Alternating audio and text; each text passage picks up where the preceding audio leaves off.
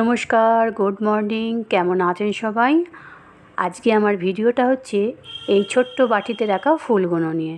এই ফুলগুলো পুজো হয় কি না বা এর নাম কি, অবশ্যই আপনারা একটা ছোট্ট কমেন্ট করে জানাতে ভুলবেন না। আমার হাজব্যান্ড আর আমি দুজনে মিলে রোজ সকালবেলা মর্নিং ওয়াক করতে বেরোই।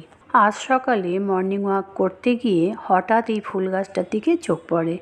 দেখি অসম্ভব সুন্দর লাগছে ফুলগুলো।